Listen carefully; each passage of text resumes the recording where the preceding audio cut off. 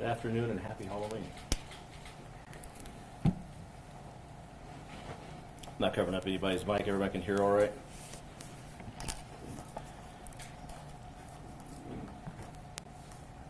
All right.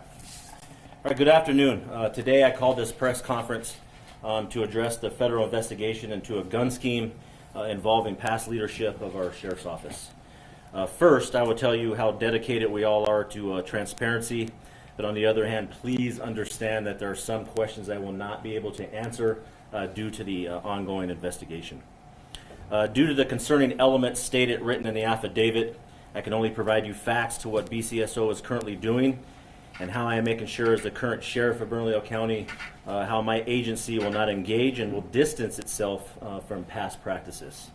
I will also provide a timeline of what I have done as Bernalillo County Sheriff once we took office, and also remind you that on November 5th of 2022, the Albuquerque Journal wrote an article titled "Guns on the Street, Straw Buying Happening Every Single Day in Albuquerque," authored by Journal staff writer Matthew Risen.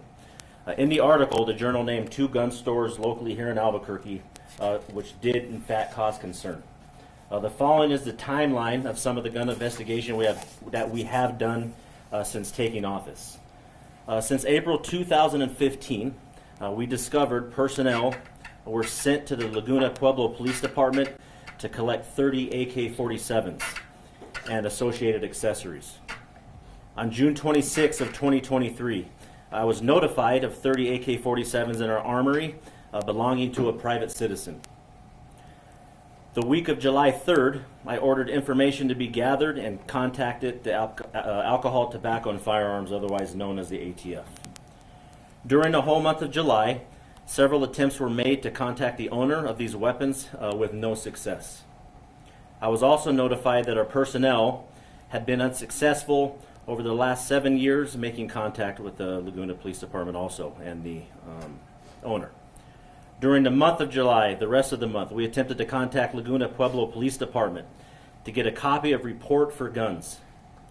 We were met with opposition and no report was made available or readily made available for the guns we were asking about. The end of July of this year, I met with CSI and range staff to initiate a plan to collect and tag these guns, being the AK-47s.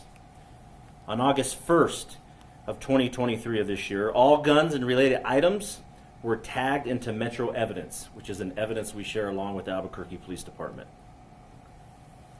On August 18th, coordinated with the county legal to send a letter to the owner to collect his property, or they would be tagged for destruction, meaning the weapons. In September, legal sends a letter to the owner, who I will not name at this time. On September 28th, the owner contacted the Bernalillo County Sheriff's Office and Metro Evidence to inquire about the process to collect the firearms. The owner was referred to Metro Evidence. On October 20th, Maryland indictment was released. Immediately on October 24th, I reached out to the Maryland AUSA office, and on October 25th, spoke to the AUSA Maryland case agent. The next day, on October 26th, we met ATF to review all guns at Metro Evidence. All guns, which are the AK-47s thus far, have been cleared and eventually will be released to the owner with no suspected involvement. On October 27th, one of our deputies provided a list of all full auto guns in our inventory. October 30th, we reached out to the ATF to conduct an audit of all these firearms. They will provide an NFA list for us to compare to our inventory. However, they will not be able to conduct the audit. We will do another audit on our own accord to make sure that we have full transparency and reporting all of the firearms. I will answer some questions that have been proposed through our PIO that I've seen, and then I'll allow you to answer some more questions. One of the questions that will be asked will be, what firearms do we have in our inventory? We have to also remember that we have historical and training guns in inventory as follows: a Sten British machine gun, an Uzi pistol, a sawed-off double-barrel shotgun, a Bren World War II machine gun, a Thompson submachine gun, and M4 Bushmasters. Some questions proposed to us. The first question was regarding the law letter request that former Sheriff Gonzalez allegedly made during his time at BCSO, and the similar alleged request that former Under Sheriff Mora may have been made while at BCSO. Did those result in BCSO purchasing any weapons? If so, was money used from the BCSO budget? Our answer so far that we have found, no. Would you be able to say whether any of the guns alluded to in the indictment were ever in New Mexico, and if so, how many? We know that they may have been in New Mexico at some point, but not in the BCSO armory to our knowledge as we conducted an audit. Does BCSO have any machine guns or automatic weapons in its arsenal? If so, what kind and how many? Again, we are here for full transparency. The answer is 17 Bushmaster M4 rifles, 5 MP5 .40 caliber.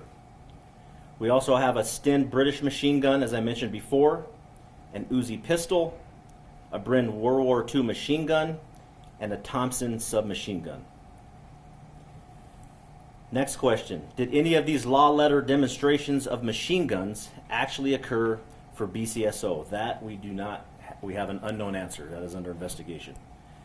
Last question before I take some of yours. Was BCSO aware of the law letters sent by the former sheriff? No, and I'm conducting questions on why I wasn't advised of the current sheriff, why we were not made aware of this. I will now take some of your questions. The Thompson and the older machine guns, what are those used for? Why would those be in the inventory? And we were told, like I said before, we have a history of firearms. This can come with something in our armory coming from current sheriffs, even past the Dan Houston days. If we have them in our inventory, we can either not sell them legally, which we won't do because it's an automatic gun. Will it be cleared by the ATF? We will keep it in our own possession, in our own armory, without being utilized to make sure that that firearm is safe and it does not get into the wrong hands. Do we know when those guns were obtained? It is not clear. We know that it's been through several sheriffs. That's what we were looking at this morning. Specifically when it comes to the gun you're asking about for Thompson, that goes back quite a bit. The World War II gun, Uzi pistol, collectible firearms such of that nature will be in our armory. I will not release those unless it would be for destruction. We're not going to sell those. We don't utilize those in any operations, if that's the other question you're getting at. We just know that they're in our armory and they're safe, and that's where I would rather have them to make sure that they're in safe hands. And the Bushmasters and do you guys use those automatic weapons in your operations? No, around 2014, I was a SWAT sergeant around that time. That's when we started phasing out automatic weapons. I asked for that specifically as a SWAT sergeant. I did not feel that that was necessary to have full auto. Semi-automatic for a standard defensive response, as all our deputies are trained. I think that was more aligned at the time to not only train our deputies, but specifically a specialty team being a special weapons and tactics team. You have to also remember this is the aftermath after the LA shooting with automatic weapons when the law enforcement was trying to get automatic weapons. I understand where it comes from, but I did not feel it was appropriate or necessary for BCSO personnel to have fully automatic firearms. Did Laguna Pueblo give a reason for not complying with your records request? No, they did not. The AK-47s, the 30. So there was no wrongdoing found with those guns or the person who got them. There was no illegal activity there associated with those guns. For now, no. Once we were made aware of that, as I stated before, made sure a full audit was done and gave the command to audit our armory to make sure that we're looking at everything we have in our armory and making sure that we know what happened during the previous administration. Made sure that we called the ATF immediately because the concern was I didn't even know at the time if they were semi-automatic or fully automatic, so that was a huge concern for me. So we audited it. We knew that was semi-automatic, but the question for me was, why do we even have these in our armory to begin with? And that's something that we had to audit and do a research for. Once we did our own investigation, we found out people from the last administration gave these orders to go pick them up from the Laguna Police Department. We wanted to know why, how, who was it, and make sure that that was reported to federal authorities. The next question would be, if I was in your shoes, would be, is this against the law or not? And it is not, but at the same time, are we violating the law or any type of protocol ourselves for all of us being in a new administration to make sure that we're following the correct protocol? And if we are in violation, to make sure that we're upfront about it and we correct it immediately. And those are semis. Those are semi-automatic. Okay, and you said you were going to name the person. Can you tell us, was that person either Rudy Mora or Manny Gonzalez? No. You can't tell us, it's not. No, it's not. Okay. The latter part of your question. Anybody else?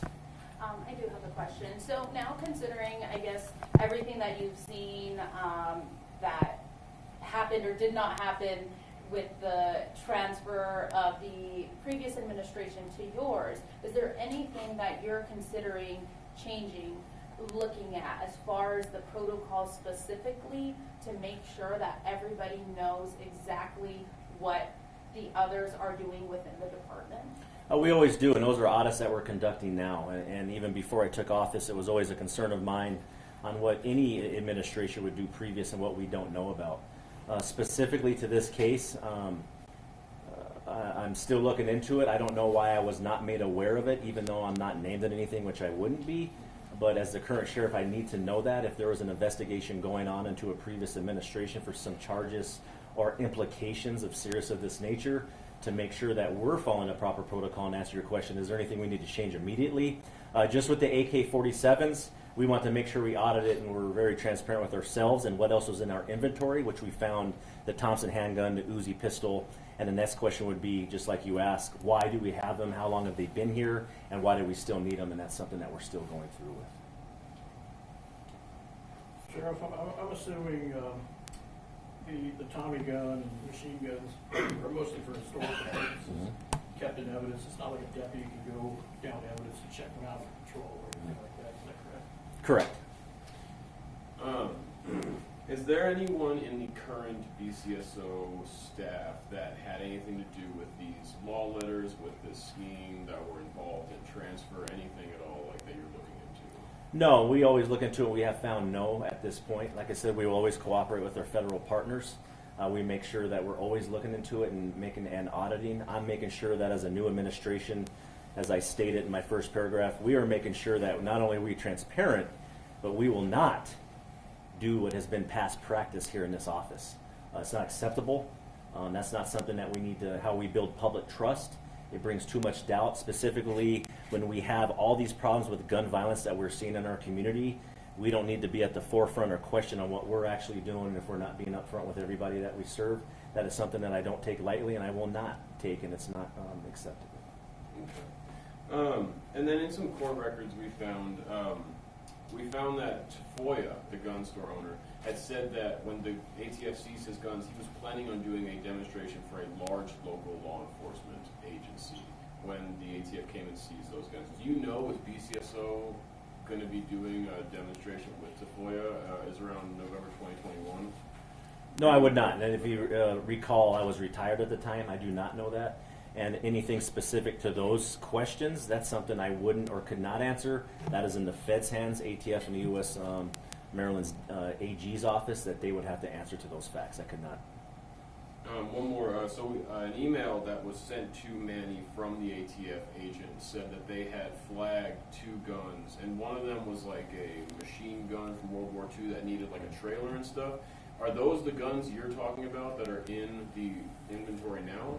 That's something we're looking at further because that is a concern of mine. We're not getting that back from the ATF right now. So far, for our administration and the audit we've done and the ATF has looked at those firearms, we are clear. But that is something I will look in case it does come up. You need to remember an investigation, it may go on for another 6 months to a year. I don't know. That is another reason why we're keeping them in our armory. And then if we are told by the ATF that we need to transfer those into the evidence, we will do so. To your knowledge, they date previous. They date previously, correct. All right, thank you very much.